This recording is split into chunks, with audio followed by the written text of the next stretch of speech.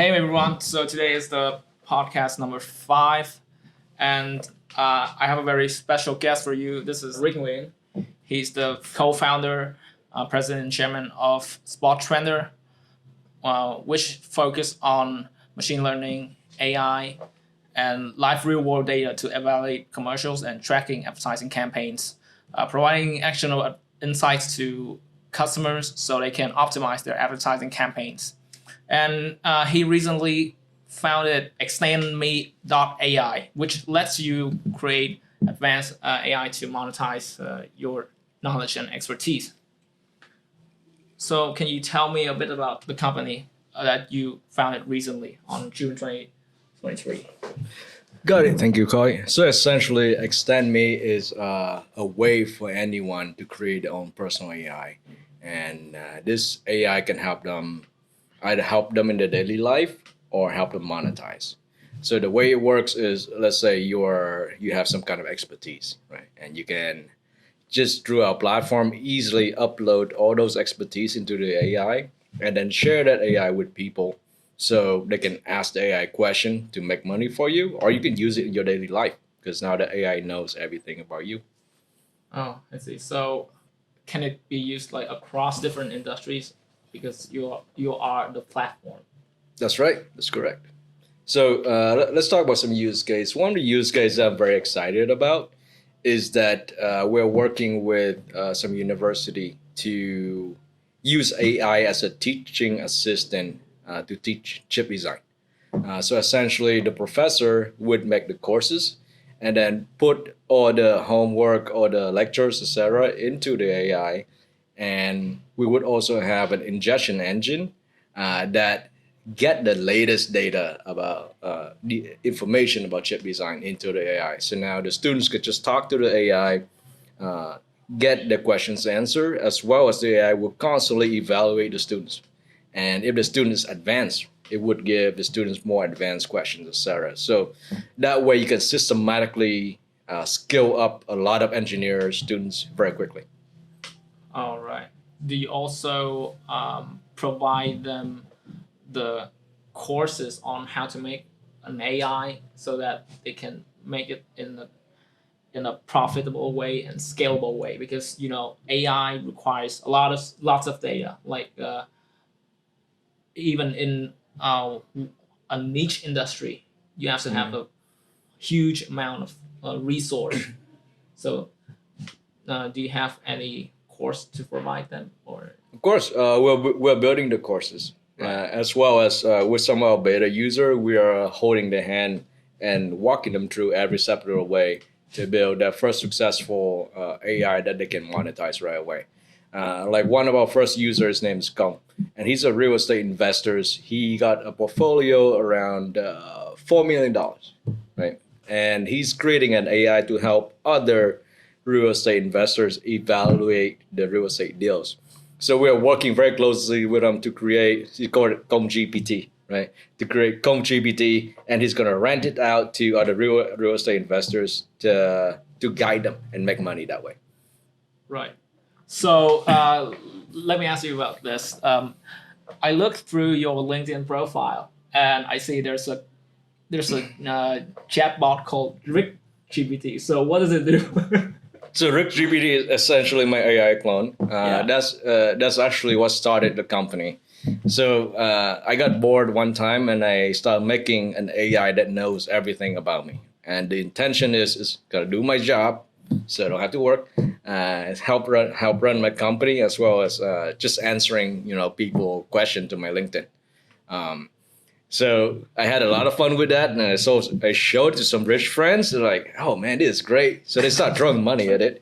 So now we have a company, right? We want to give that ability, access to advanced AI, to the market, to the rest of the population. Because if you look at advanced AI right now, it's very elite in the sense that only a small number of the population, less than 0.0001%, have access to really advanced AI and can monetize from it, right? So we want to invert that pyramid to give so that anyone, not just like the AI elite from Silicon Valley, to have access to this capability so they can essentially stay relevant in the age of AI, right? And not being completely obsolete. Oh, I see. It requires lots of GPU powers and lots of hardware to run it. Mhm. So, do you have um, a server or infrastructure in the back end of your business to make the AI like process it? Yeah, of course. That's the whole point, right? I mean, it's not easy Oh, to do. yeah. So we're building our own proprietary way to help people train AI very cheaply and process it very cheaply and make it accessible. How can they compete with the big wigs, because corporations has a lot of finance so they can fund their own AI, and to some extent the AI will be more powerful than any other AI from small owners. That's a very good question, and this is the thesis. The thesis that there would not be an AI that wrote them all, right? And here's the reason why. If you look at ChatGPT 4, Yeah. it's a huge model, right? The problem with GPT-4 is it's extremely expensive to run, and since it has a lot of knowledge, right? Yeah. It make it a very good general AI, right? The thing is, you can create smaller, cheaper specialist AI that has certain what I call a domain expertise. So one of our user, for example, he's a semiconductor expert, and on this very specific topic called atomic layer deposition. Right? Not only a few people in the world knows what he knows. And why would he put his knowledge into ChatGPT 4? No, he wouldn't, right? Right. But then if I say, hey, if you can create an AI that works for you that has only this knowledge, right, that people are willing to pay $100,000 to use, and that money goes to you, he would be happy to put his knowledge to this AI.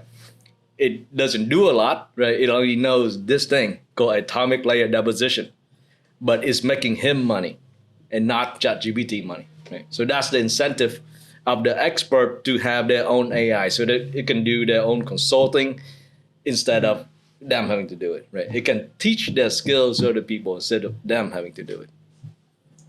But is it going to replace them? Like, how many percent are you gonna make sure that it's going to replace them? Like, for example, if I ask the Chat GPT about podcasting, if I'm a podcast expert, I can validate like the draft version of the answer is like 80% correct. How many percentage the specialized AI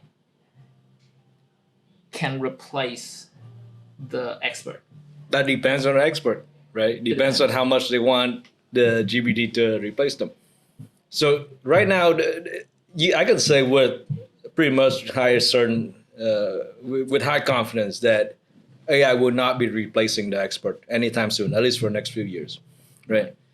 What AI can do is help the expert to 10x themselves, make the expert 10 times more efficient.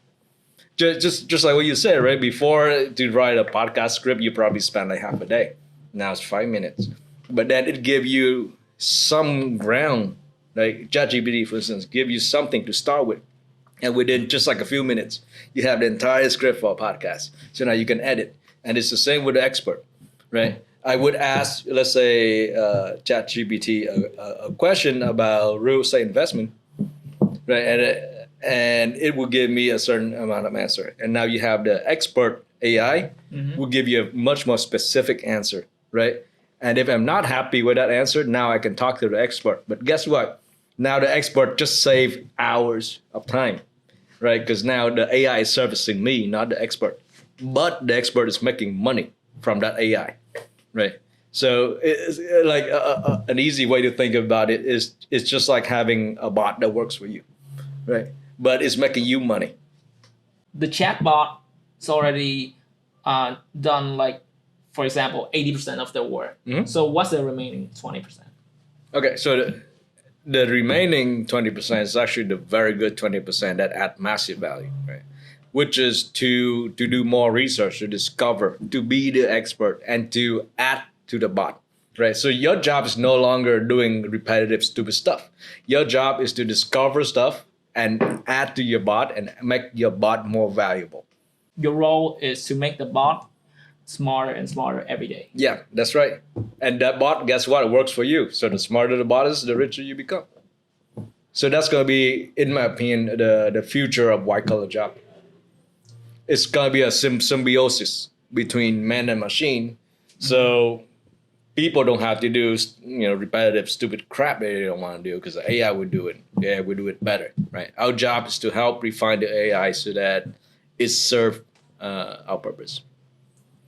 Right. I see. Yeah, it's a little bit to process, but yeah, take your time. Right. It's like Took me a while to think about this now. It just so fascinates me because from you came up about this idea from boredom itself. You don't have to focus on researching or doing any thing in advance. What I'm saying is that you're making your company based on your boredom. Like No, it start with bottom, but I did not make a company out of bottom, right? That would be a very stupid thing to do and a waste of investors' money if that's what you do, right? So I had an idea, right? Mm-hmm. It's kind of like a game, okay? I make a bot. It's great. I show it to people. It's great. Mm-hmm. And now the real work begins, right? After you have that spark of an idea, that's when you start doing real work. You gotta do customer discovery. You got to have financial models. Yeah. You got to start hiring a bunch of people or talking to a bunch of badass so they join your team. So after that spark, right, all the real work begins. Nothing replaces hard work, right? Nothing replaces determination and execution. Right. Yeah. But yeah, it did start with boredom. But in order to progress from, boredom, oh, I got lucky, this is a great idea, to a real company, it takes a lot of work, determination, and experience. Because I've been doing this for 10 years, right? I've been doing startup for 10 years. So that 10 years, I bled a lot of blood, sweat, right? Yeah. So I'm in condition, so to speak. It's not like if you saw me like 10 years ago, I had this idea, it would go nowhere because I didn't have the network. I didn't know what to do. Right. You don't have the skills. I didn't have the skills or the money to just like sit around making an AI for no reason, right? Right. Can you tell me a bit about Spot Trender, the company that you founded? So Spot Trender, what we do is we use AI and machine learning to help advertisers refine and evaluate their advertising campaign. So for example, let's say if you're an ad agency and you have an idea, right? Mm-hmm. You would write down the idea, send it to us. Our system automatically send it to hundreds of people, survey them, and then we use machine learning and AI. We're gonna make a report to tell you, okay, is this idea good or not? Who does it resonate to? Like, does it resonate to Gen Z? Does it resonate to white people, Asian people? What kind of income bracket does it resonate with, right? And then you can make the idea into a storyboard, right, which is drawings. We do the same thing. So now that's checked. You make it into a video, right? We do the same thing. And once the test is positive, now you can spend millions of dollars running that ad nationwide and not have to worry about it offending people or freaks people out. So that's the basics of Spot Trender. So what's the MVP of Spot Trender? Can you tell me a bit about it? The MVP of Spot Trender? Yeah. Oh yeah. So we kind of hacked it together. We just locked ourselves in a room, get a lot of coffee here. Highly recommend coffee, best drug in the world. And just start coding, right? And the MVP was very simple. Essentially, it's like a screen where people would watch a video, like an ad, right? and they would click up and down on the keyboard to say, "Oh, I like this moment," or "I hate this moment." That's it. That was the MVP. How long did it took you to? 2 weeks, dude. 2 weeks. Yeah. I had to learn how to program from scratch. I did not know how to program. I did not know how to code. Oh. So I was like, shit. So you went out with a bunch of guys, like a team of 10 people, I think, to make your own program, the MVP, right? No. The MVP is just me. Yeah. It's only you? Yeah. We use the MVP to raise money. And then we hired people. And then they make it. Right. Oh, I see. Yeah. And who did you who was the one you approached, like the investor? Friends and family. Friends and family. It's very hard to raise money from rich people when you're a kid that, right, that has no accomplishment. No one's gonna give you money except your friends and family. Right? So how are you? How did you talk to him? Like, for example, if I have I set up my own podcast. I use my own money. If I want to raise money from from friends and families, where are you going? How are you going to approach them? First of all, I would not raise money for a podcast. No, I mean like for your own product. Like from Spot Trender. Mm-hmm. How did you raise money? What did you talk to them so that they are convinced? So it's not about what you say; it's about who you are, right? At such an early stage, like people bet on the founders. Like, do they trust you or not? Do they think you're a badass or not? Right? It doesn't matter what you say; it's irrelevant, right? Oh, I have $1 billion company. We're gonna make $3 billion in 3 years, whatever. Like sophisticated investors don't usually care about the idea as much as the founding team. I'll give you some example. Character AI, right?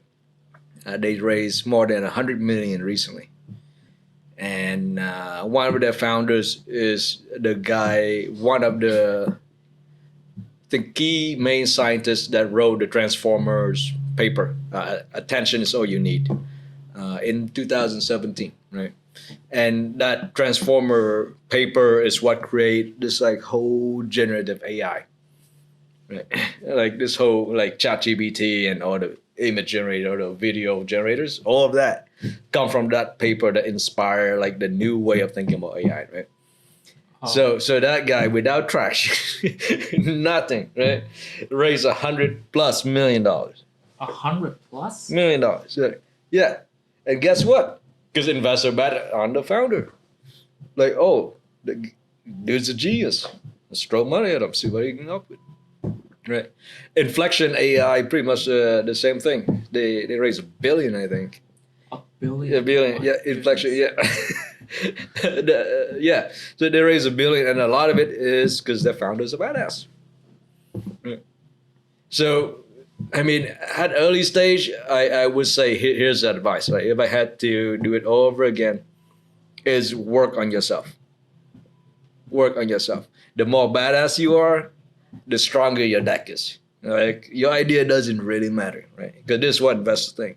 Okay, if they have a great team and a shitty idea, that great team become a much better idea later when they learn more things, right? But if they have a shitty team with a great idea, they're gonna fuck it all up. Let's just steal the idea and give it to a good team.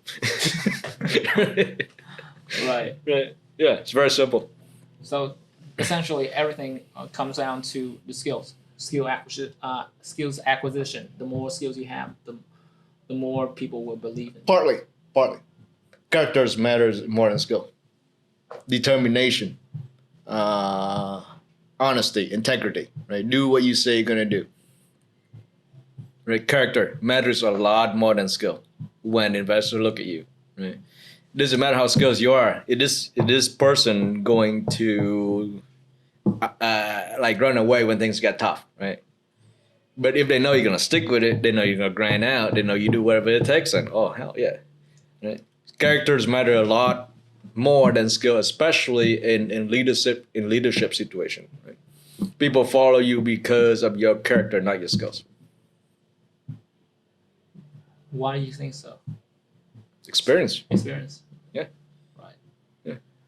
Just that's why you see a bunch of PhD. A lot of them are not CEOs. Well, I think there's some PhD who's There's some PhD who are CEOs, but yeah. most CEOs aren't PhDs, right? Right. So it's the character that like as high command, right? And I'm talking CEO level, C level. You don't need a lot of skills, and the reason why is you can hire people who are 10 times better than you are to do what you need done. Ideally, if you're CEO, you should be the least skilled person in the group. You have to be the least skilled. Ideally, right? Okay. Because, hey, I need to do finance. CFO. I need to sell. Oh, CMO, chief head of growth. Right? I need product. CTO. They all should be 10 times smarter than I am. Right? And I think one of the skills that you need as a CEO is how to get your team together, how to establish culture, right? Get everyone to perform very well and be kind to each other. Don't be a dick, right? And it's a lot harder in practice to lead. To lead is very difficult because it requires responsibility. Right? A lot of people can do things but cannot take responsibility, and there's a lot of weight when you make responsibility that affect your whole crew and their livelihood, right? And you're the one who got to be responsible. You make a shitty decision, right? Yeah. Shit, and a lot of people cannot do that. What do you think about the people who burns the boat, essentially exhaust all their options and only focus on one thing, which is their business? That's good. I mean, it's like I know there's lots of people who are doing two things at the same time. Mm-hmm. For example, they're doing their day jobs first, and then they fund their business. Yep. Yeah, on the side. That's perfectly fine. It's perfectly fine. Yes. Both are good. Both are good. Yeah. But I mean, like, will there be any compromise in that regard? For example, I know that I'm a young guy, right? Mm. I'm a young guy. I'm just 23. I don't have family yet, but when I have a family, there will be compromise in terms of business and then your own small family, Mm-hmm. right? So, is it good for people to burn their boats, exhaust all their options, and so that they don't have anything to compromise? Well, I think boat burning is so situational, right? You cannot say it's not 0 and 1. It's not this is good, this is bad, right? Right. When you look at military history, Napoleon he burned the boat when he invaded Egypt, right? Because he knows. Now his soldiers said, "All right, either you win or you die here," right? Yeah. So there are that benefit to doing that, but in your personal life, usually you don't want to burn the boats, Right. right? Because you don't want game over, right? Right. If you lost, it's game over. You never want to be checkmate, right? It's like playing chess, right? Yeah. What's the most important piece in chess? King. The king, right? No matter what, you get the queen. Everyone can die except the king, because when the king dies, game's over, right? So if you think about burning boat as in sacrificing the queen, that's fine, right? But burning boat as in, oh shoot, you're gonna get checkmate, yeah, that's just stupid, right? Yeah. So it's really situational, really situational. There's no right answer. What was the right answer for you? For you only. For me, Yeah. I don't want to burn boat. I mean, why? Why do I need to burn the boat? Personally, right? Right. There's no reason to burn any boats. I want many boats. I want a house. A lot of things. I don't want to burn anything. So that's for me. Right. About extendme.ai. Mm-hmm. So, can you think of any situation where it cannot be applied? It cannot be applied? Yeah. There are plenty of situations where it cannot be applied, right? And the idea is when you start a company, you need to be focused. You need to pick a customer and you need to make a product for them instead of trying to make a product for everyone. Right. So there are plenty of cases where it cannot be applied. So you only focus on the experts, right? Yeah. So our goal is to make it super easy for expert to monetize on their expertise, right? And to 10x themselves to make their life better. Right? And if other users start using us, then it'll be a different story. But for us, focus is the key.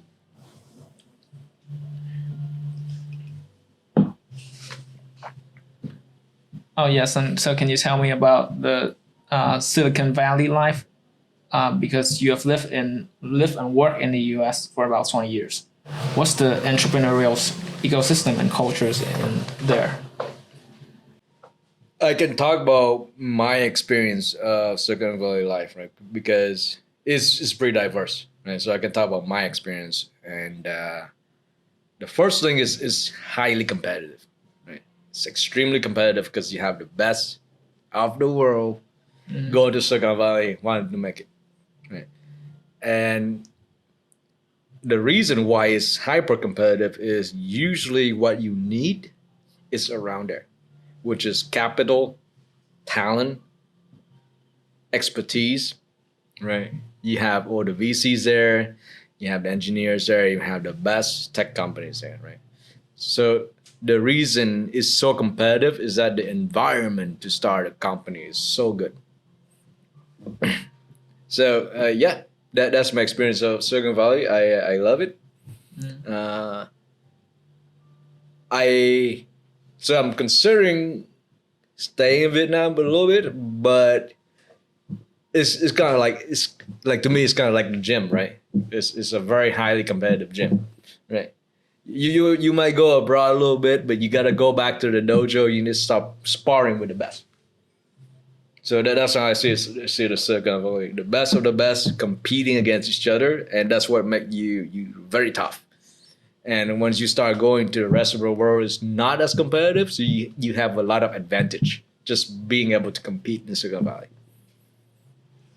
Is there any other place in the US that's very competitive compared to for tech startup? Yeah, probably for tech not. startup. Probably not. Not that I know of. Even in New York and DC? Not that I know of. Do you have a strong interest in generative AI education and semiconductors? How did you develop these interests and how do they influence your journey? So interests are pretty much curiosity, right? Right. And AI is, well, because it's my job, and the reason I created this job because I'm interested in AI and how can we use machine to make all of our lives better, right? And when you start thinking about, how do I put this, the new economy, right? So let's say in the case of Vietnam, if you want to build like an AI driven economy, what do you need? You need a very educated workforce, and you need a lot of semiconductors, right, to power that AI. So that's what started my interest in semiconductor, right? And so I'm part of this group called the Vietnam Innovation Network in Silicon Valley. So we've been working a little bit with the Vietnamese government to help pretty much kickstart. How do I put this? Kickstart semiconductor manufacturing in Vietnam, because there's already a testing and packaging in Vietnam, right?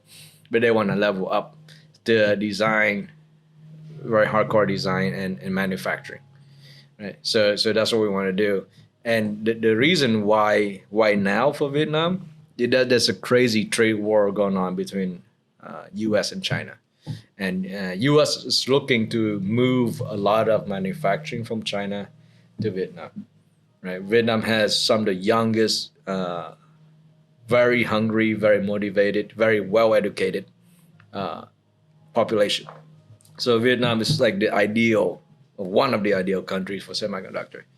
So that's why I'm very interested in that, because for me to happily build my AI company, I'm gonna need a lot of microchips infrastructure, and if I can help Vietnam build that or build like my data centers in Vietnam, that's even better.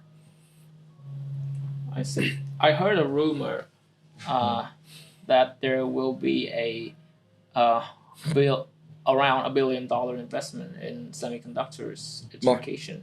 More? Well, in education, I don't know, but a lot. I mean, semiconductors industry. Maybe building a factory and probably educating people at the same time. It's like that. Is the rumor true? Well, so here, I don't know about a rumor. I'll tell you what the facts are. I know. Right. So Vietnam has a KPI of around 30 to 50,000 engineers for the next 5 to 10 years. Right? They need to train that, because in order for America to move all those fabs, those factories to Vietnam, you need those engineers to work in the factories. Right? Right.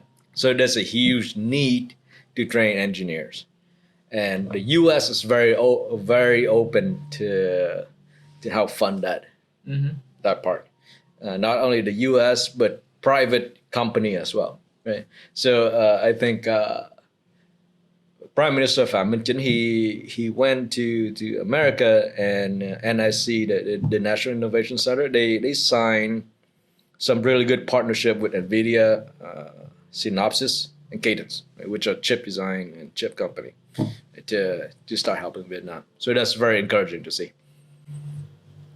Right. So what is your vision for the semiconductor industry in Vietnam for about 5 to 10 years? What do you see in it? It really depends, right? So in an ideal world, so this is the way this is what I'm seeing right now. Right? My opinion, I don't know if it's true or not.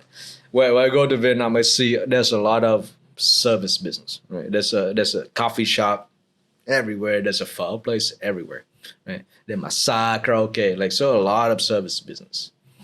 But the thing is, those are low value added kind of business. Like our people, Vietnamese people in Vietnam, we're not yet rich from just doing service business, right? But if we can somehow bring semiconductor industry in Vietnam, that's billions and billions added to GDP, right? To not GDP, but yeah, to the state revenue, and it can completely change the whole Vietnam economy as well as the fate of the people in Vietnam. So that's my hope. That's my hope it will happen. And obviously, I'm doing my best to help, which is why I'm very passionate about using AI to help train chip design engineers. Right? That's one of the things that I would love to do. Right? So that's why I'm here, actually, to see if we can kickstart that and do my small part to help Vietnam. How do you see you progressing? So far, so good. So far, so good. I've got a lot of help from the government side, from our friends at the MPI, Minister of Planning and Investment, from MOST, Science and Technology, right? And I'm actually flying to Hanoi to see if we can move it along. And so far, everyone has been very helpful. And just do whatever they can to help. I'm very encouraged to see what we can do. So the future, you think, is very bright for Vietnamese? I hope it will be very bright, right? And yeah, and so it's not up to me, right? What I can do is I will do my best to help, right? So that's the best I can do, the best of my ability to do to help. Right? Yeah, but I think that there's a huge opportunity for Vietnam to become one of the very rich country because of the trade war between U.S. and China, and because of where we are, right, in terms of not just geography but the people as well. Right, very young, very well educated, very technologically savvy, and also for semiconductor, we are, I think, number 2 in rare earth. Really? Yeah, look it up. Vietnam is number 2 in rare earth. So we have the minerals.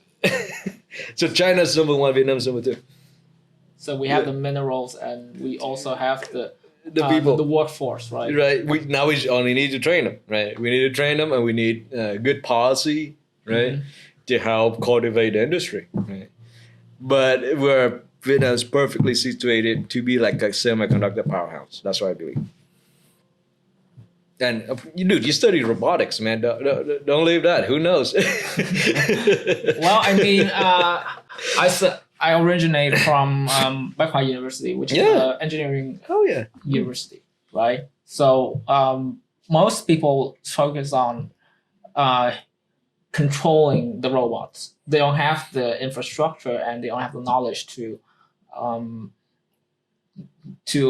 make the chips. Yeah, Not yet. not yet, right? So yeah, that's the whole point. And in my school,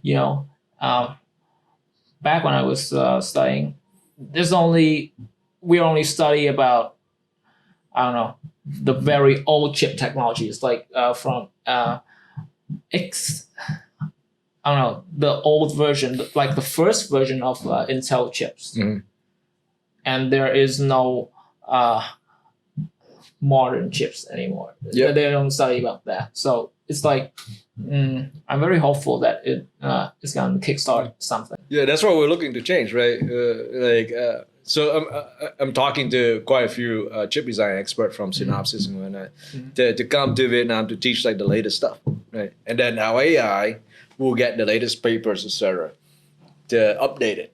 Right? So now the students would have exposure to the latest method and ways of doing chip design, right? So that's our hope, to bring the most advanced stuff to Vietnam. So are you going to like public speaking in universities in the future? What? Are you going to like go to universities talking about semiconductors in the future? Are you seeing? I'm open to it. You're open to it? Yeah. Right, I see. Probably more time efficient to get on national news and talk about it, but sure. Yeah, but national news, most young people don't watch it. They mostly watch TikToks and Instagrams, things like that. Yeah. Maybe I have a TikTok, I don't know. Dude, if that's what require, I'll take one for the team. I'm usually a private person, but if that's what it takes to get young people excited, why not? Yeah, but you gotta talk about exciting things. But I'll tell you what's exciting. Okay, Yeah. what's the average salary of a Vietnamese right now? right now, Yeah. like around 10 million, I think. It's a base salary. 10 million. That's how much in terms of dollars. 400-ish. 400-ish. Yeah. I'll tell you what's exciting. I see chip design. Your starting salary could be 4,000. 4,000 a month. Crazy. Is that exciting? Tell me that's not exciting. Do I need to get on fucking TikTok? I don't think so. You want job security? You want to work for American companies? What are you gonna do? Are you gonna drive Grab? Or are you gonna get like real skills, right? You can be a software engineer, which is great. You can be AI engineer, right? Or you can be an IC chip designer. Now you can also work in Fabs that are being built in Vietnam, right? All sort of things. So, and guess what? America right now, they just had the bill of, I think, more than $50 billion, right? To improve their chip industry. It's called the CHIPS Act, right? And guess what? If you want those guys, you could just go to America, because now Vietnam and America is like this, right? they have like the highest level or whatever, what they call, right? If you follow the news, Vietnam America is like this, and especially in collaboration with chip. So if you're a good chip designer or if you know chip manufacturing, you can just go to America and work there. Right? So tell me that's not exciting. And then once you're good, right? The thing is now, once you're good, once you go work in America, you can go back to Vietnam and help the country too. And with the U.S. salary, you live like a king here. Believe me, I know. Yeah, with the U.S. salary, it only takes like $2,000. Exactly. Exactly. Yeah. $2,000 a month to live like a king. Yeah. So tell me if that's not exciting. Well, what else? What else can you think of? What? What else? What exciting things that you can think of? Like other things. Like About? About the for youngsters like me, change their direction and focus on designing chips. That's a whole reason to motivate. I just want to motivate people to change their direction and make the jump, right? Make the jump into designing chips. Or aside from salary, maybe relocation to the US and other material success. I mean, what else do you need for a job? It's like, oh, that's not enough for me. What else do you need? Right. So, I mean, I'm not saying chip. Everyone should be doing chip design. There's a lot of things that is around that, right? You can do software. You can do automation. And if you do chip design, you're gonna need a lot of automation to test things, right? So there's like a plethora of things you can do. Right, but there's the problem is it's very hard. In exchange for the hard-earned money that you have to have the hard work that you put in. Right. Let me ask you this: you studied robotics, right? Yeah, that's tough, dude. That's tough, right? Electronics. Yeah, electronics, electrical engineering. You know a little bit of computer science, too, right? Yeah, that's hard. Right? That's very difficult, right? The question is, how do you start monetizing that skill? Right? Is that monetizable right now? Not so much. Right? But if you reskill yourself, for example, into semiconductor, and as the industry grow, you have a great chance to even start a company. Right? So, like one of the things that my mentor tell me, like, is pay attention to words, right? So let's say the word bank. What's a bank? Where you think about a river, right? A river flows. There's a bank that determines where the river flows. Right? Right. You think the flow is the flow of money, right? The bank just direct where the money goes. Right? So if you see that's a trend, that's just where Vietnam want to go. That's where the world wants Vietnam to go in terms of geopolitics. Where's the money? Money is in semi, the money is in AI, which Biden signed that deal with Vietnam, semi and AI. So if you can somehow situate yourself in that flow of the river, now just money going to your pocket without you having to work a lot, right? That's being smart. Yeah, the thing is, although the opportunity is very exciting, it requires a lot of attention. There's not many engineering university in Saigon. There's only Bách Khoa University and Ho Chi Minh City, education and technology. Two of those guys, and also there's a Bukit Vinh Thom as well. Yeah, Bukit Vinh Thom is a different one. They have their own. I think there's a minor in engineering, but that's starting a major now. Yeah, it's not. I think it's still a major. Yeah, it's still major, but it's not. It's not the popular choice for engineering. Because there was no jobs. Yeah, there's no jobs. Yeah, right. Yeah. So why would a great engineer go to chip design when there's no job? Right. What I'm saying is there's going to be a lot of jobs. Right. There's going to be a huge need for those. Right, but I mean, like, there's a. Do you know about nuclear technologies, like nuclear energy investment in Vietnam? Do you know about that? A little bit. A little bit. Very little, yeah. Yeah. So basically, they have the government has like plans and investment for building nuclear plants in the south or in the north, but Didn't pan out. yeah, it didn't plan out. So it didn't plan out great. So many, I think there's a story. I can remember if it's true or not. Around 3,000 people like study abroad, have a degree in nuclear energy or something, in even PhD, you know, Yeah. and then when they go back to Vietnam, the project was like vanished. Big deal. Let me ask you this: do you think those guys are gonna get a job or not? I think it's hard to say. As a nuclear engineer, right? As a nuclear engineer, you think those guys are gonna get a job or not? Abroad. Abroad, yes, but in Vietnam, no. So was the studying a waste? No.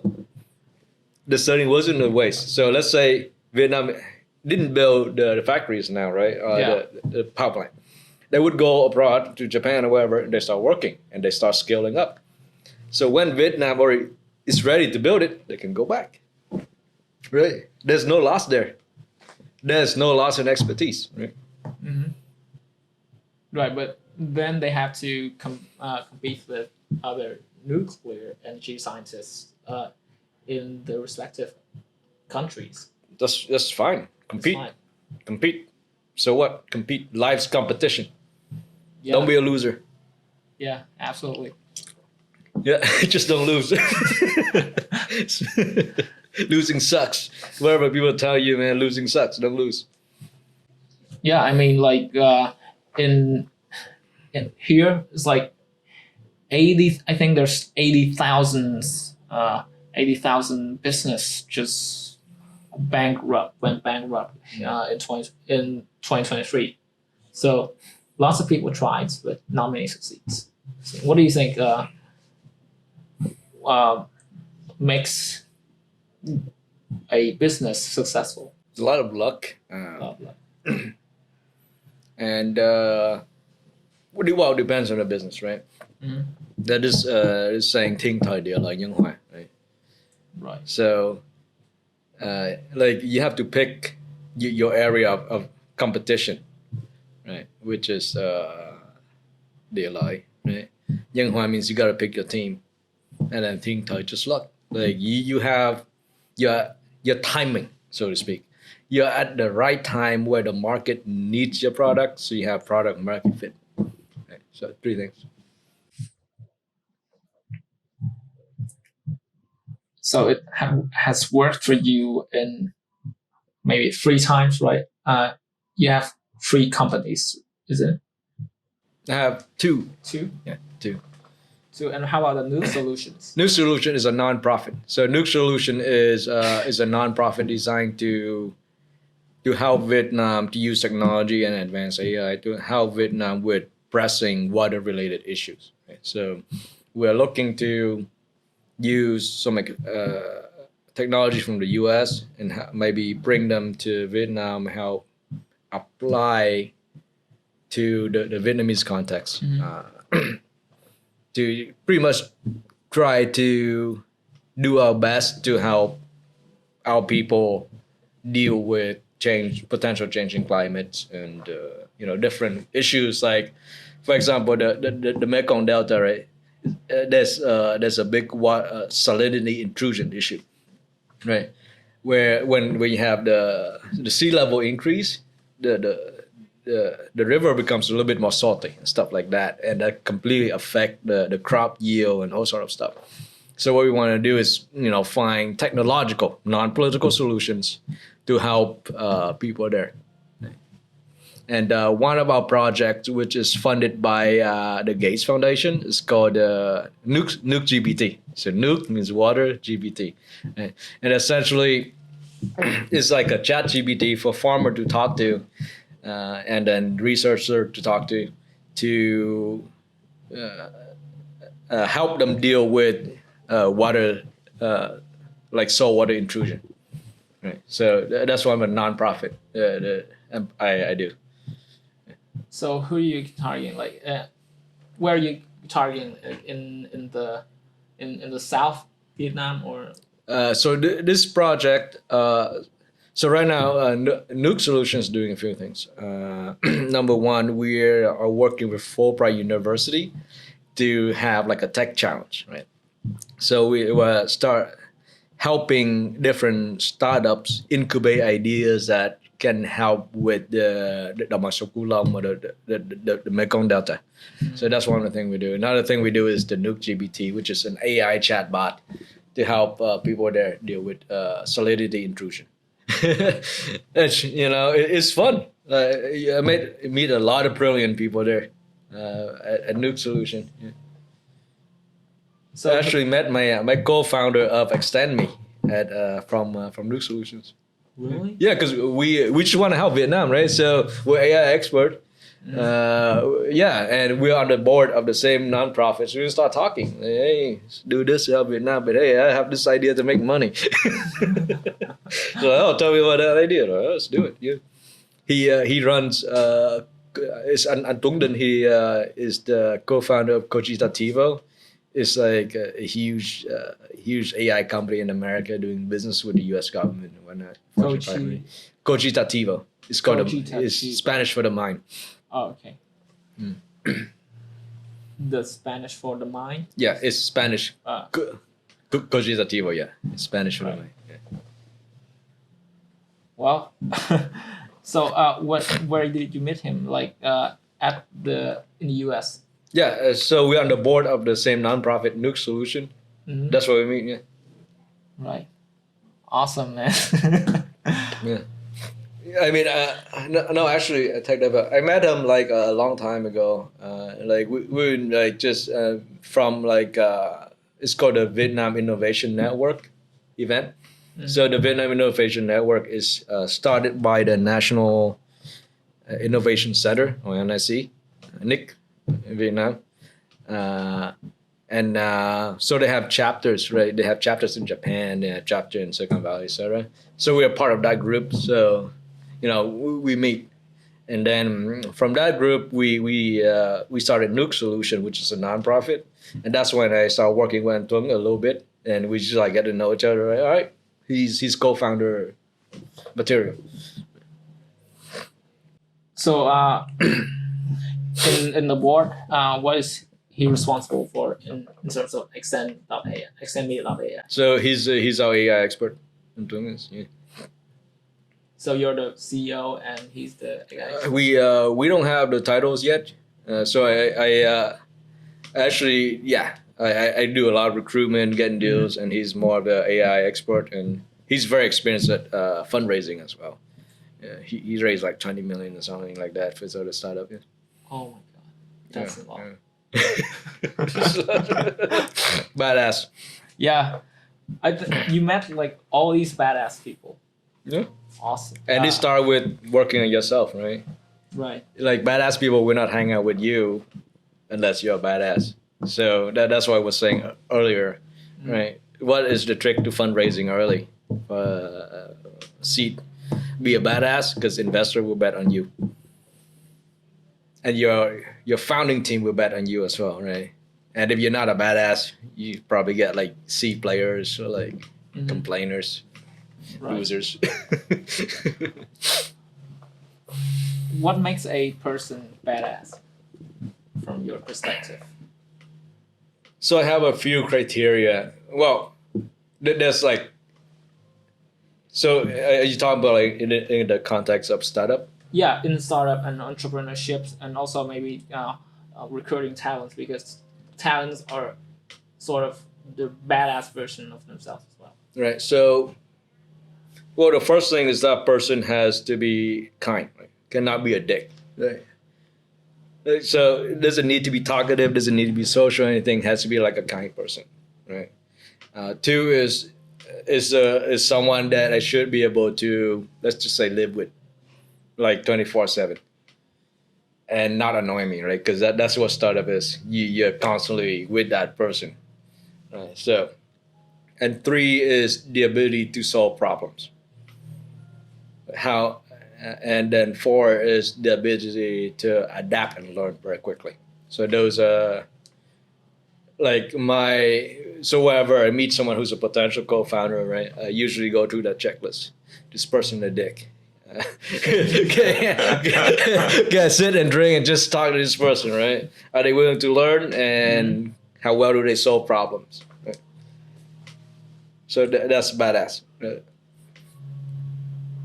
So all of them I think it's a minimum requirement for you, right? All of them have they have to have they need to have all 4 or all else 4. or else not co-founder material. Right.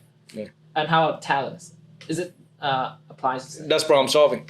problem solving? Right. I don't care if you have a PhD. Can you solve this problem or not?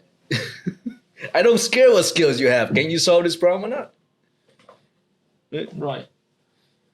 So no matter the resume, if he tells you he can solve a problem, and No. Prove that he can solve, No. not say. Like People say a lot of shit, right? Yeah, I mean, like he says it, and he did that for you upfront. Like he doesn't. He knows that you have the problem, and he solved this for you, and he approached you, and he says like, "Yeah, I solved this problem for you, and I want to work with you. Are you okay with that?" Oh, that's even better, right? That's even better. Yeah, right. So people who can spot your problems and offer to solve them, those are rare breed. Like those are winners, man. Those are winners. How many have you came across? Like Very rare, very rare, Very very rare, right? Very rare, I see. very rare. Because a lot of people are like in their own mind. They have their own problems and they look for people to solve their problem. That's what most people. That's why business Yeah. exists. Yeah, exactly, right.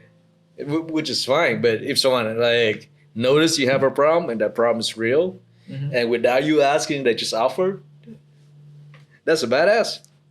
That comes down to you. You know, like you have to be the one who promotes, like put yourself out there, like in social media and tell the problems. No. So, I don't I usually mean- tell people I mean, my yeah. problems. I know, but I mean, like this is like the influencer meta that I'm trying to talk about. Mhm. So, which means like this: Alex Hormozi, Gary V, Vivek Ramaswamy, those two people. That's the business influencers, Mhm. basically. So the influencer meta is the type of business owners who use their social media presence to attract customers, attract talents, investors, all kinds of things. Mhm. So the reason why I think that it is a very good way to to find people. That's a very good way because, for example, those guys have million followers, and Alex Hormozi, who's I pay respect the most, he attracts like 2,000 business per day, per week, I think. And some other examples is that Conor McGregor, who has I think it's a wine business.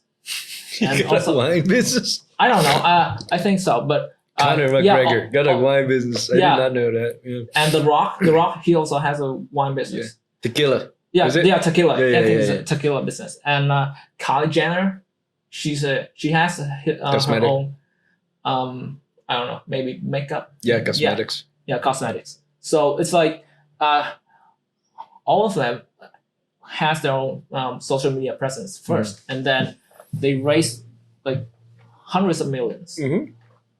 And in The Rock's case, he has like billions. He Yeah. raised billions of dollars, and the product's essentially the same, but it's because of the influencer. Because of the brand. Yeah, because of the brand. The brand makes all the money. So Let's say the power here is in the brand, not the influencer, right? The influencer has a brand. yeah, right. So it's I hear something is really interesting. some people they want to be anonymous, but uh, there's a saying: if the cost of being an influencer is $1 million, but I get like 10 millions back from that return, I would exchange it all the time. And that guy has his own family, so it makes me wonder what's the difference between those business influencers and people such as you. You want to be private as much as possible, and those type of people. Well, let me ask you this: who's the richest person in the world? Well, Elon, Second, Bezos, third? Warren Buffett. No. What? You should look it up right now. Look it up. And I think it's a fashion guy, right? what's his name? Let me think. Bernard Arnault, LVMH, right? Yeah. So the other case, right? So you have one case where people are the brand, and you have the other case, which is brands are brands, and is regardless of the person. Because if Bernard die, his son takes over. Mm-hmm. Do I know who that guy is? No idea. But LVMH still there. LV, Hermes, wherever those bags are, Dior, still there. So the question is, how lasting do you want to build your wealth? Because if you build your wealth on your personal brand, the moment you die, the game's over.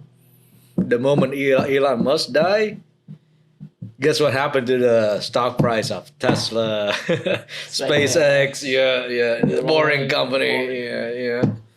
Guess what happened? Right. So the question is, how lasting do you want to build an empire? Do you want to build an empire, or do you just want to build a little personal brand that you can make a few $100 million of? Right. And if you look about the system, right, how do you create a system to constantly generate wealth without you having to every day?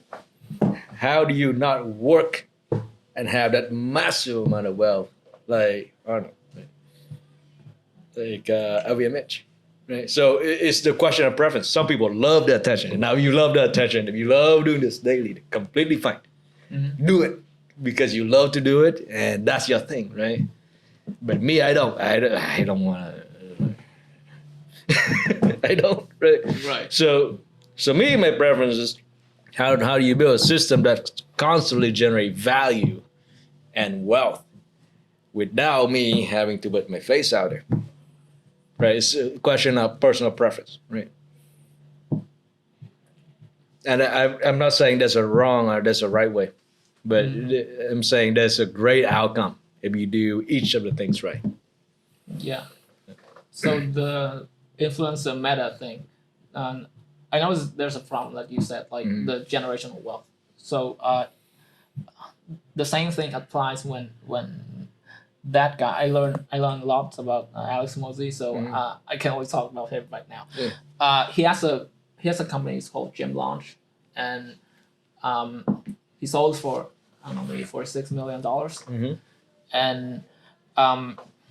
And when he sold it, he has to make someone the CEO, the face.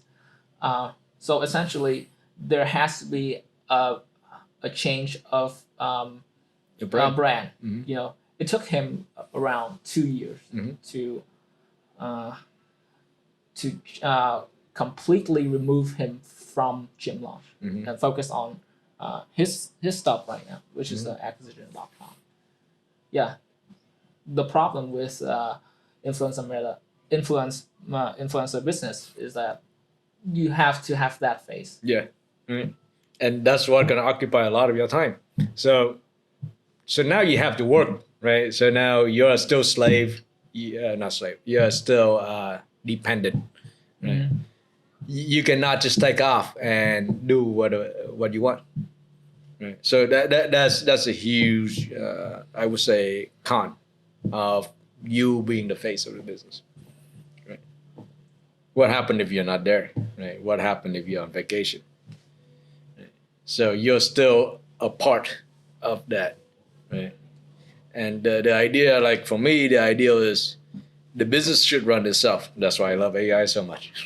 The AI should work to make me money. I don't want to do anything. Right? So different philosophy. I'm not saying that's a right or wrong way. Right? I want to take myself out of the business rather than being a critical part of the business, because what happened when I die? Right. So your philosophy is to create an automated system to make you money consistently. So To generate value. generate value. Because if I generate value, I will make money. Right? Not the other way around. Right.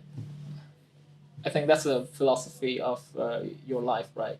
Make if you trust me, if you generate value, you're gonna make money somewhere.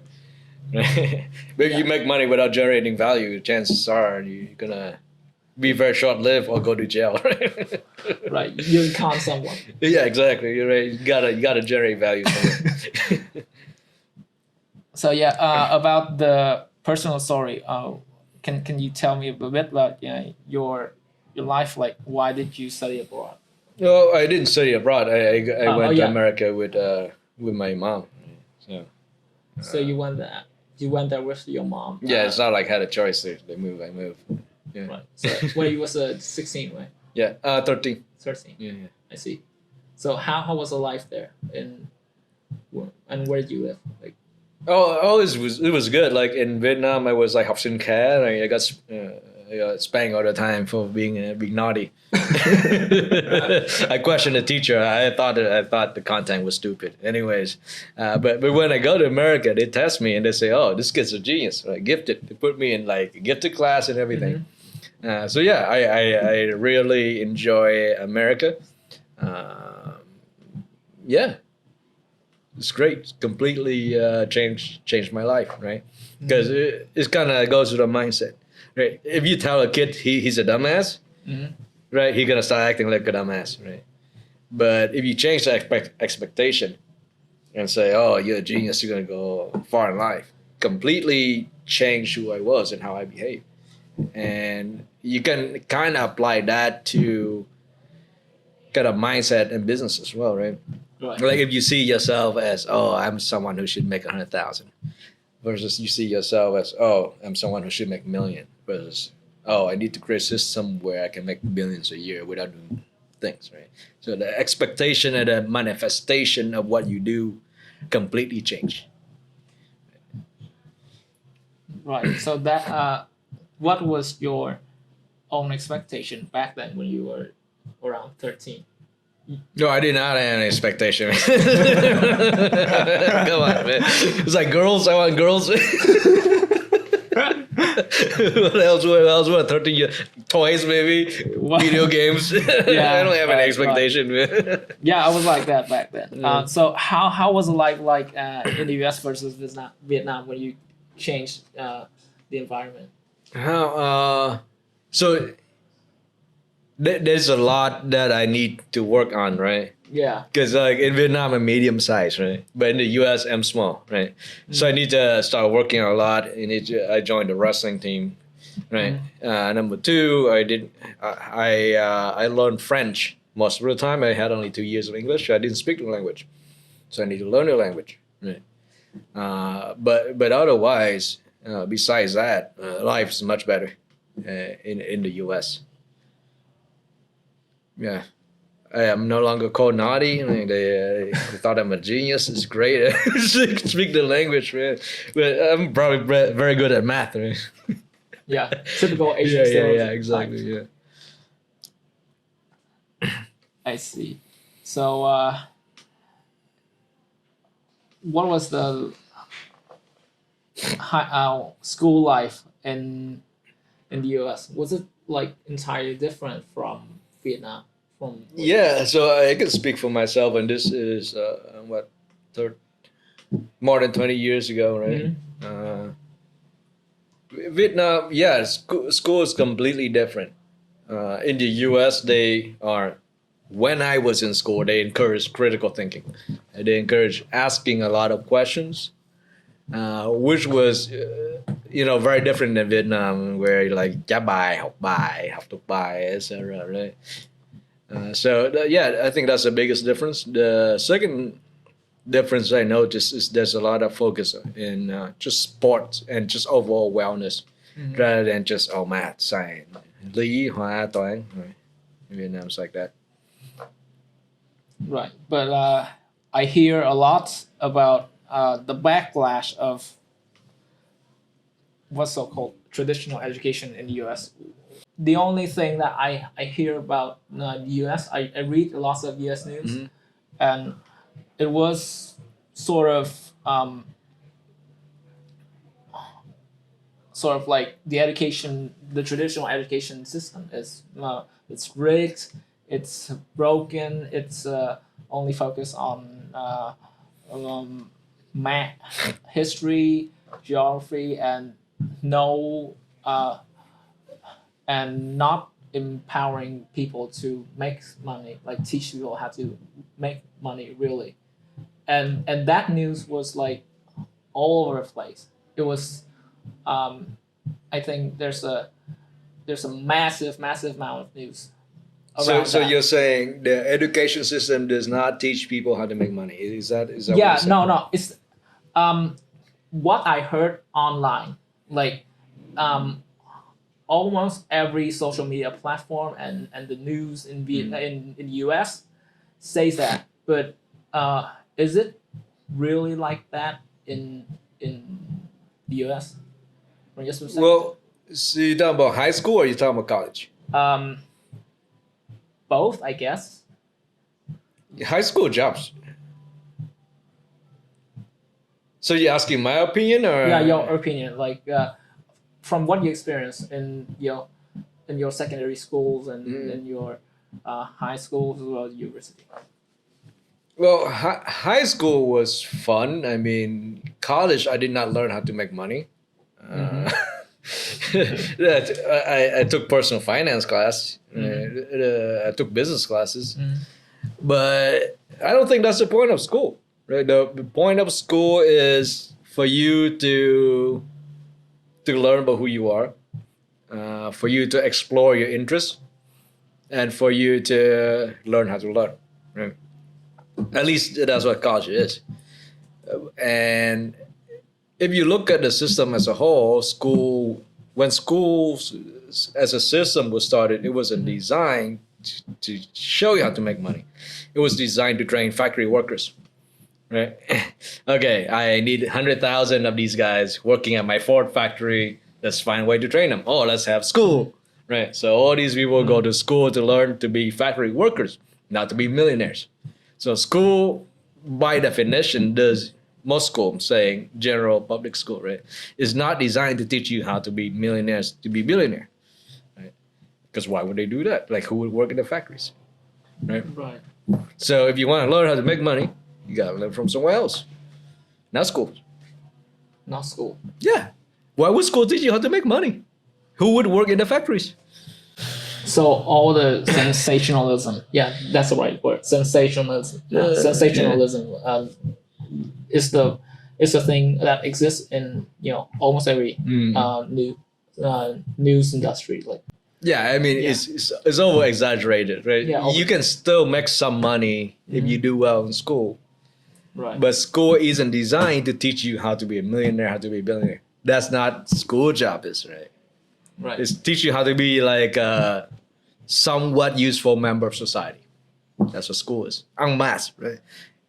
At scale, that's the word. At scale, how you teach millions of people to be somewhat useful member of society. That's what school is designed to do.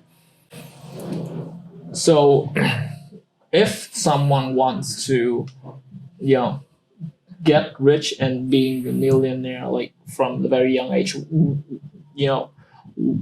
where can they find the education?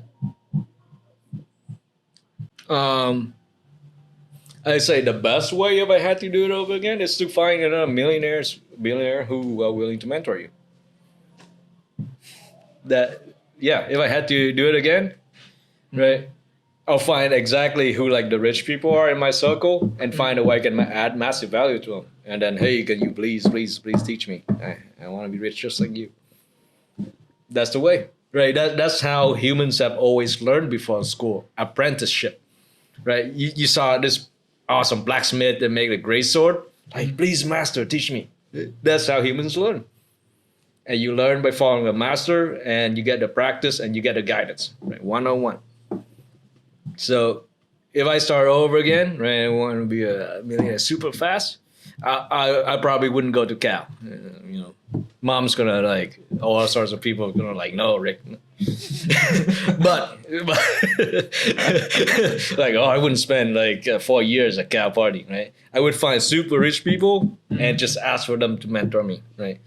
And just work for them for free. Like why would I spend 4 years writing stupid essay at a university and whatnot if I can work for a multi-millionaire showing me how to get rich, right? If I had to do it again, but that said, go to school, especially if it's an elite school. Do not stop, because that's how you got the network in the first place. Right? That's how you're gonna find all those smart, successful people that can mentor you. But most people there are professors, right? Professors. No, you go to elite school, right? You're gonna hang out with elite kids, and guess what? Right. Elite kids gonna have elite parents. Right. That's a better answer. No, not from professor. I mean, sure, I had some great mentors or professor, but they did not teach me how to get rich. They teach me how to think, how to talk, and how to present myself, like philosophy, right? How to see the world. Yes. But how to get rich, you need to learn how to get rich from a rich person. Kind of like fitness, right? Do you want to learn about fitness from like an obese person? No. Right. Yeah. It's true. You want to start with 6 packs, right? Like, oh, please teach me how to do push-ups. Yeah. For me, I have to pay around, I don't know, maybe $3,000. Oh shit! Just for just school? to no, for gym, like I have to do it because I want to learn. I want to learn about sports. I want to learn about health, and I want to learn about how to exercise, like, in a good way. So there you go, like marathon. That's how Nice. that's how I began. Yeah. Same with wealth, right? Same with wealth. Same with wealth. You need experts in wealth creation to teach you wealth creation, not professors. Unless professors are multi-millionaire, sure, I'll listen to them all day. Or her all day. Well, what if he writes books and I don't care if they write books. Well, then sure, and whatever subject of the books, and they're the expert, right? Right. But unless they're multi-millionaire and unless you want to be a writer, I'm not gonna listen to them. And how to make money. Right. Yeah.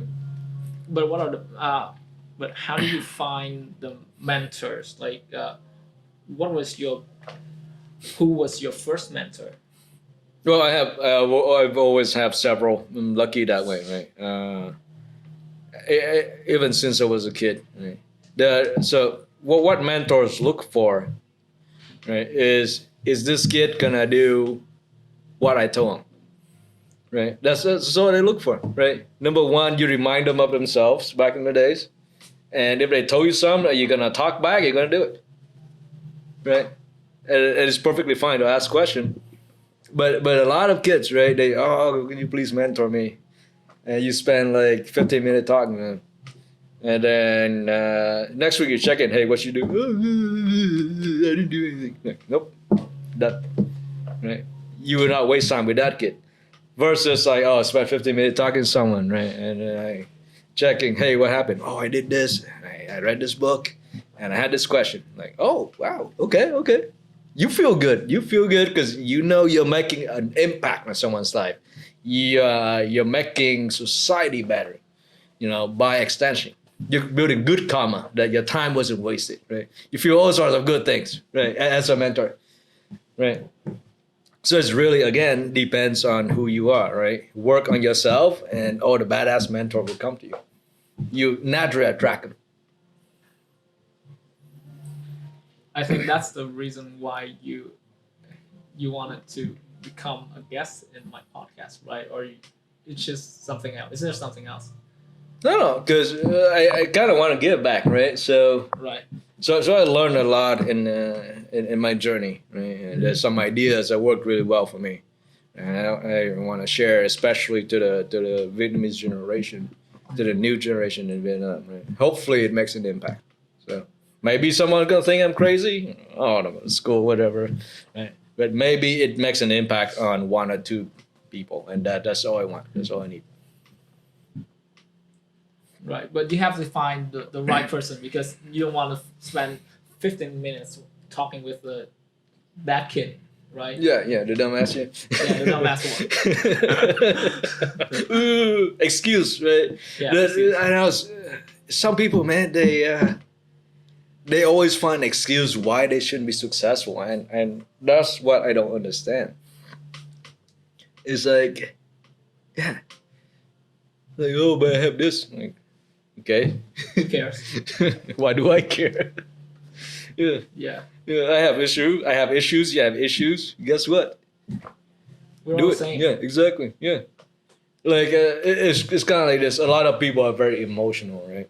And I'm saying like this is it's just like the example of your daily workout. When I wake up, I do 50 push-up. When I wake up depressed, I do 50 push-up. When I wake up happy, I do 50 push-up. Right. When I feel energetic in the morning, I do it faster. When I feel like crap, I do it slow. But I get the 50 push-ups done. Every single day. Every single day.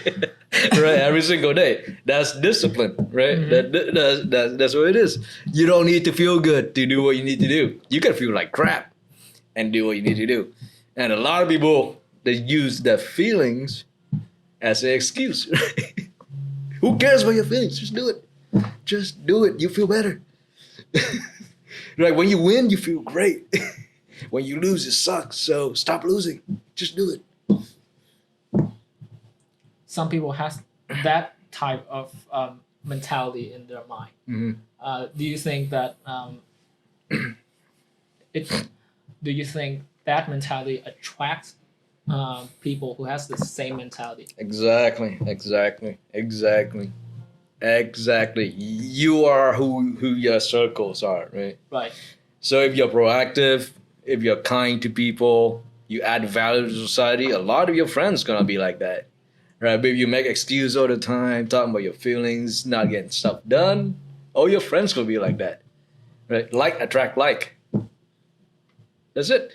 It's like the law of attraction. I don't know. There's a study that like your income is like the average of your five friends. People. Yeah. Same with your mindset. Same with your health. Right. So if you're in shape, like all of a sudden you're like your five friends, top five friends, are in decent shape. But if you get obese for some reason, you have some obese friends. I don't know why. Just what I've seen. Right. So about the five friends you're with, what do you think about them? Is the Fortunately, they're all smart and more successful than I am, and that's what I like to see. I'm probably in a little bit better shape, but yeah. Well, if you want to run, then I'll run with you. Yeah. I'm comfortable with that. Yeah. Not a marathon yet. 50 push-ups good enough for me. Yeah. All right, it's like I intend to go for a bigger challenge, which is triathlon. Oh, triathlon, yeah. Yeah, you know that? Yeah. But swimming, cycling, and then running. Yeah. Well, it's I think it's a massive challenge for any person. Like only 1% of the population runs have ever ran a marathon. That's a fact, And there's a less I don't know, maybe 0.1% of people who do a triathlon. The triathlon is really, really mentally challenging. 4K swimming in less than 2 hours. 180K cycling in, I don't know, maybe 6 to 8 hours, and then 42K running. Jeez, essentially a marathon. So you have to do it all in one day. And do you know David Goggins? Yeah. Yeah, that guy. That The guy's Navy fucking SEAL beast. guy, Yeah, he's that guy's crazy, fucking man. beast, man. So yeah, essentially He's more than a beast. He's Terminator. He's like, he broke his leg. Oh, Yeah. Screw that. Yeah, screw that. Start stay shitting hard. blood. Yeah, stay you know hard. the story? Yeah, right. Dude's like running, broke his leg, start shitting blood, and still going. Yeah, it's Jesus like Christ. Jesus, he's a fucking. I don't know what's inside his mind. That's next level. That's next level, man. Like, yeah, that. Yeah, that's like, I don't know. That sounds extreme to me. That's a bit extreme. Like, if I run, I broke my leg, I'll probably stop. Yeah. Yeah. Well, I mean, in my experience, like the first time I ran a marathon, my leg was like, my ankle was too hurt to move, and I put ice under my shoes so that I can reduce, I can feel, I can less feel the pain, and then I ran. I keep running for like 5K, and at 33rd kilometers, I stopped because it was over time. Yeah, I ran out of time. In marathon, there's a specific rules where you have to Finish. finish each milestones in a certain time. You don't. In my case, I ran Vietnam Express Marathon, which is I think is the hardest marathon in Vietnam, like 42 in Nice. terms of 42K. Yeah. Yeah, you have to run You have to run 42K in 6.5 hours. There's no people would run around 8 hours. It's sort of like Boston Marathon. I have no idea. You have no idea? Yeah. Oh, yeah. Yeah, there's a marathon in Boston. Yeah. Oh, yeah. That got bombed. Is that? Yeah, that one. It's a very hard marathon. You have to run 42. 26 Running miles. is hard Yeah. for me. I don't know why. What's the hardest thing have you experienced in life? That's a tough question. I don't know. The hardest thing. Yeah, the hardest thing that you ever experienced. What do you find hard? Like mentally challenged enough so that you might question that you want to quit everything, No. for a long period of time. No. No? I don't think I ever felt that. You don't ever felt that? Huh. Something that's so challenging that make me want to quit everything. Yeah. It actually has the opposite effect. When I see something that challenging, it makes me want to double down and then find a way to fight it. So yeah, I don't think I'm going to quit. Yeah, you may want to quit, but you didn't quit. Oh, dude, I might want to quit all the time. Come on. Happens every day at startup life. Shit, what do I do? I could be working at Google and making $500,000 a year. Right? Every day, right? I mean, the thought is not what matters, right? Is your action that matters. Yeah. Right? Yeah. You think all sorts of dumb stuff, but who cares? Like that's your mind, right? You dream, sometimes you have crazy dreams, but it doesn't matter. It's what you do. That matters. But in my circle, it's like I don't have any friends who's willing to put out things like that, like willing to put all the stakes in one, all the eggs in one basket, or they have dreams, but it's only in their minds. They don't want to do it like instantly. They want to quit and start tomorrow. That's the difference between people. I mean, entrepreneurship is not meant for everyone. Right. Like, this stuff is hard, man, and most of the population do not have the mental fortitude to do this, or should not, right? Because if everyone want to be the boss, who's going to work at your company? Right. Come on. Right. So yeah, so when I talk to people, especially young people, right? I say like the most optimal route is safe. So like there's a balance between like safety as well as wealth, right? So the most optimal route is probably working for a fast growing startup where you can learn the skills, you see how things are going, you get a mentor there, right? Before you start your own company.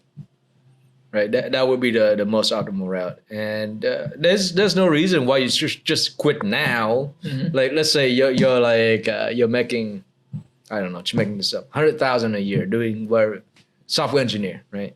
Like an engineer at FTP, let's say, could make 60K a year in Vietnam, right? Why would you quit that? So go to your day job, make 60K, live like a king or queen, and then do your startup at night on the side, right? Why do you need to risk everything to follow your dream? And most of the time you don't have to. Most of the time you can be smart and you can be strategic, right? You can recruit co-founders who are much better than you are to do certain things and have them do that. So why I don't see why burn all the boats when you don't have to. Right. Yeah, So- Napoleon wouldn't burn boats every time, right? Right. He only had to burn it because he had to. When he Right. invaded Egypt, he was desperate, right? But most of the time, why burn your boats? Keep it so you can invade other countries. Right. It's like it's only when it matters the most, right? It's I think the point that you burn a boat is when there's no other options. Like Yeah, when you only have to. Yeah, only when you have to, yeah, then only that's have fine. to- Yeah. Have to. Otherwise, keep your boats. Your boats are great. Yeah. I see. Don't burn your boats unless you have to. I think this is an interesting part. Do you have any questions for me?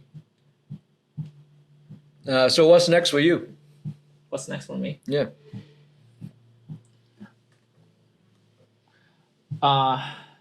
What's next for me is in what time span? What are you talking about? Next 5 years. Next 5 years. I'll keep doing this for 10 years. So I'm not going to stop. Because just like I said, Mhm. I'm not the startup type of people. I only interested in traditional one. Mm-hmm. I mean, in the sense of I don't find that I have that personality of starting a startup. Mm-hmm. That's perfectly fine. Yeah, perfectly fine. It's not meant for everyone, man. It's not meant for Yeah, everyone. yeah. It's I understand that. So I don't raise money. Mhm. I don't. I'll keep doing it. I'll keep doing for a long period of time. It's like Joe Rogan, man. Joe Rogan started a podcast with a friend, and they get high. They talk about shit, like conspiracy theory, and they kept talking until the 100th episode. And in episode, I think 150, that was his real guest, like the first real guest. Mhm. Yep. Yeah. So Practice. Right. practice make perfect, man. 10,000 hours of podcasting. Yeah, I mean, it's like I think so this raises a question. What do you think is the difference between traditional business and startups, and how are the entrepreneurs in those and two different types of businesses makes their own respective industry success? So a traditional business, that means you have an existing business model, right? Right. You have an existing product so you're not creating new things, right? You're Right. investing in a known quantity and then you scale up, right? That's a traditional business. And then there's nothing wrong with traditional business, right? Entrepreneurship means you create a new product or a new, essentially, potentially a new industry, right? So there's a lot more unknown. You don't know if there's product market fit. You don't know how customer would respond to it. The technology might not be there. So there's a lot of unknown, right? And if the way I see it is, it really depends on your risk tolerance, right? What kind of things you want to do, right? A traditional business might be less risky but more competitive, right? Right. So your margin might not be as high as potentially creating new industry and corner the market. Right? So yeah, that's the difference. And to me, like starting a real startup, not a startup, real startup is kind of like you trying to go explore a new continent. Back in the day with Columbus, it's like exploring some entirely unknown things, and it's very exciting. But there's a chance you might die and lose everything. But that's why you have venture capitalists, right? Venture is risk, like risk capital that can fund those things. Right. So I mean, it depends on the business opportunities. What you're doing is, I think it's new, but it's based on the existing technologies, right?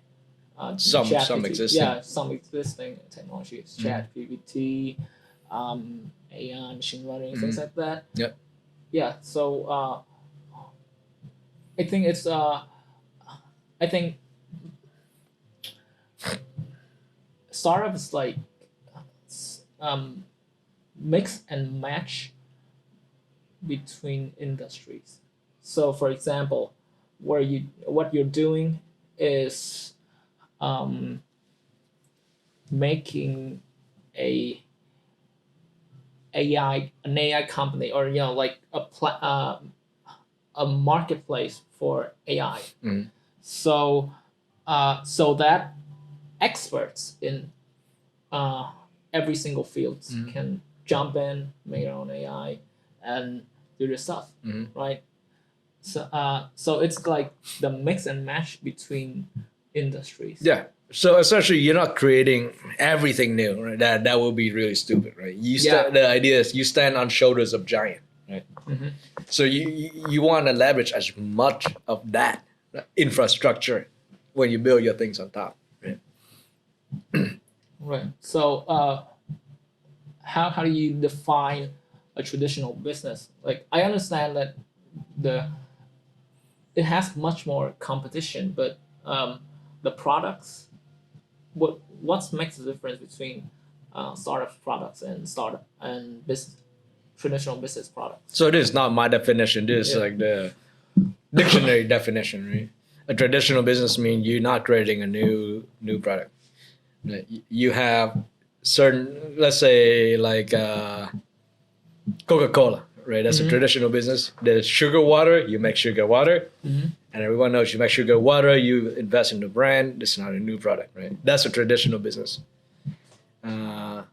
Same with any kind of energy drink, right? That would be a traditional business. But a startup means you create like a new type of product.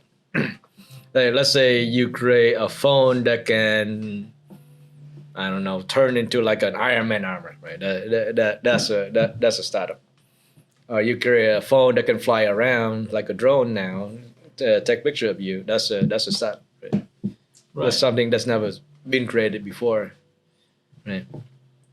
I see. So it's like it's much more competitive in traditional business. Yeah, because people know the business model, right? But it's less risky, right?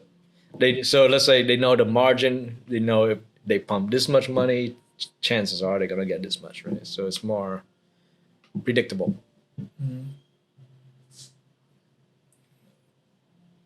So in your own perspective, in AI and also semiconductors, what are the new grounds so that you can think of so that other startups and other potential co-founders and founders can I have jump in. 1,000 idea, but I'm not gonna tell you. 1,000. I'm not gonna say in public. Well, riches are in niches, right? yeah. And look, it's not about the ideas, right? Every idea, probably 1,000 people or more have thought about it. Every good idea, right? It's all about execution. Yeah, I mean, it's essentially every business has to do that. Right. Everyone has to have customers. They have to make the operation as smooth as possible and market their own thing, have their own brand, things like that. Blah blah blah blah blah. Yeah. So many things. That's Yeah, I used to have this book of ideas, and every morning I wake up, I got like 10, and it's like an entire notebook like this. Right. So the reason why I don't want to talk about those ideas, how do I say this? A lot of my ideas are stupid. Right? so the reason is because I say some people might think that's a great idea, right? But I haven't done any market research, I haven't done any customer discovery. Right? But if I say this on TV, people are like, "Oh shit, that's a great idea. Let's do it." No, that's why I don't want to talk about ideas. Right? I want to talk about validated ideas. But if an idea is validated, I'm not gonna tell you about it because now I'm gonna build a company around it. right. Right. So, you think that in the seas of ideas that you have right now, is there anything going to work in the future? I got like 6 that I might invest in. So I'm raising some money, group of friends, and we might invest in those ideas. And what we're looking for is founders who can execute those ideas and bring them in the fold. In those 6 ideas, which is how many do you think that can be the pivotal moment for you? It's like that thing's gonna build up your wealth like tremendously. All of them. All of them? Yeah. All of them could fail. Doesn't matter, right? It's a game of probability. It's a game of probability, right? And it's like you score 0 point unless you take a shot, right?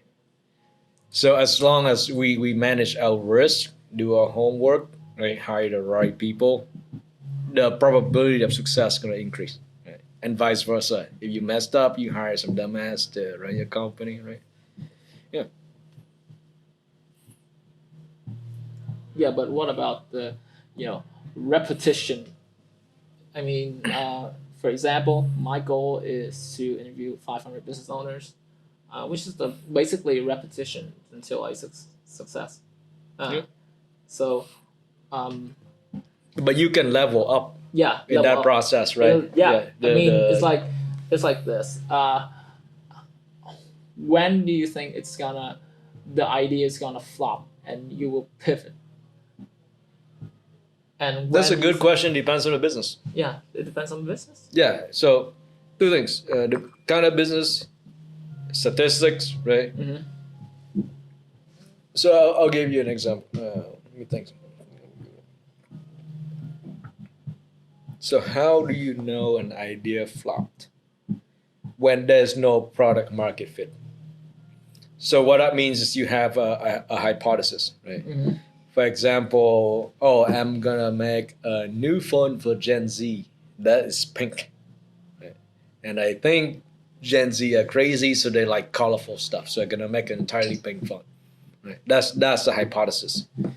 Right, and let's say you conduct a survey to like 1,000 Gen Z, and they say it's the stupidest idea, right? That it just flop. You don't even need to make the phone; you just do a survey. Right? Now, let's say next you conduct a survey, then they say, "Oh, this is a great idea." Let's say 900 of them, right? Say this is a great idea, and then you invest some money and make a pink phone, but no one buys that pink phone. So now you have a few options, right? Maybe I have a wrong shade of pink, etc. So you explore those things to the point where Either the data show you that this idea is stupid, or your gut say, no, probably I should do something else. Right? So there's art and there's science in this decision tree. It's not 100% scientific. Right. Yeah. But I think there's a threshold where you have to cross. For example, in our 2 hours of podcast, I had two questions, like great question that I asked you.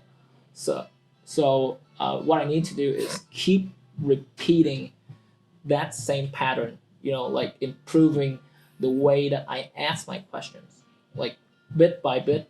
You're the fifth person, and for the sixth person, I will have three great questions. That's right. And for the seventh, it will be four great questions, and then so on and so forth. But then I have to have the great when I know the skills to ask great questions.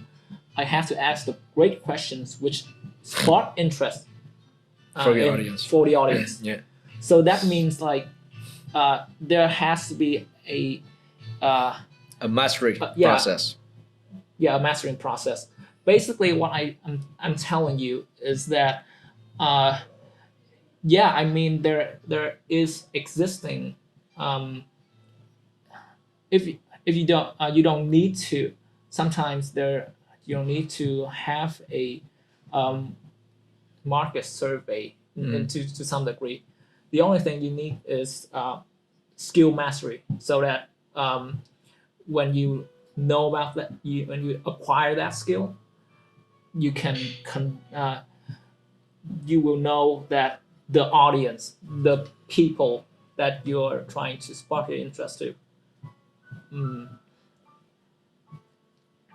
care about your product. What I'm trying to say is this: the product markets itself, basically. Yeah, I mean that's one way of doing it. But again, what you need is product market fit, right? Product market fit. So no matter how good your product is, like you think your product is good, if no one buys it, doesn't matter how good it is, right? So your product has to solve a real pain point, like something that bothers people, something that they cannot live without, right? Then you can talk about making as good as a product as you can. So come back to your question. I think I got a great answer. What's the threshold when you know this idea sucks, right? Right. When you run out of money. When no one would invest in your company anymore, and you just burn out millions of dollars from investors, or 1,000 or whatever. So when you run out of money, you got no customers, and no one will give you any more money. That's when you probably should stop. Wait, I think that is it contradicts the startup theory that you have to lose money to. No. When you run out of all your money. All your money, including investors' money. Yeah, that's what I'm saying. Not when you lose money. Losing money is fine, but like when you have no more money to do this, as in like no people would pay to use your crap, no investor believe in you anymore. Then you probably should stop with that idea and just evaluate yourself. Right. I see, but that reality must be sucks. It sucks like hell. Move on. Yeah, it's like learn and move on. Learn, yeah. But do people still invest in entrepreneurs who has like failed business? Yeah, of course. Of course. Yeah, why not? How they fail, right? How did they fail? Matters, right? What did they learn matters. Because let's say I'm looking to invest, right? And I see one entrepreneur with, let's say, 10 years of experience, build a company to $10 million in revenue. But for some reason, it fell, let's say during COVID, right? It fell. Right? So I know that this person have 10 years of experience running company and can scale things to 10 million. Versus like a fresh kid, like even though very smart, very good, guess who do I pick? Right. One's a sure thing. I know that's personally proven, even though they fail. Right, but so the kid has to test the water, like testing himself first. Right. So is a very simple choice for me. One's proven, right? That can do this. The other one is unproven. I'll pick the proven one, even though that one fell at the end. But the lesson, the 10 years of experience of blood, sweat, and tear, and that experience of failing itself, right, will really inform that person. Right. Put the ego in check. They probably be a lot more humble. Probably do a lot more homework next time. Probably be very deliberate in how they play. Right. So that, let's say COVID doesn't crush them, etc. Right. So then, yeah. I mean, easy investment. Pick between two entrepreneurs. So the kid, the other kid has to do the same route as like you find a mentor, like study him. So yeah, it's the basically the story relates, right? You will only invest in people who has experience, and the kid who doesn't have experience has to do some works for free for some guy, like a mentor. And or that's if the he story, right? or if he or she created something super amazing and oh shit. Right. If it's a Mark Zuckerberg, right? Oh, here's some money. Here, suck, make me rich, boy. But how do you spot Dude's that rootless. kid? But how do you spot that kid? Like, what's the difference between a smart kid and those Again, the smart character. kids who got making money? Character. Character. Character. Like, there's a lot of kids that's probably as smart as Zuck, right? Or maybe smarter. But dude's rootless, man. And he doesn't give up. He doesn't give up, right? When Apple mess with him, like mess with Facebook tracking and whatnot, he just doesn't give up. Like Facebook, like he lost like a third.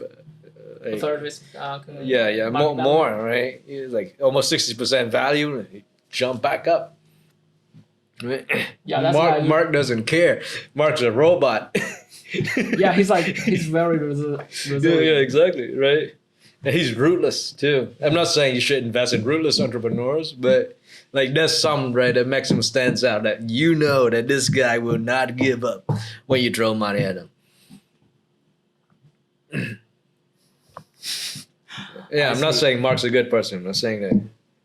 I'm saying he's a great entrepreneur.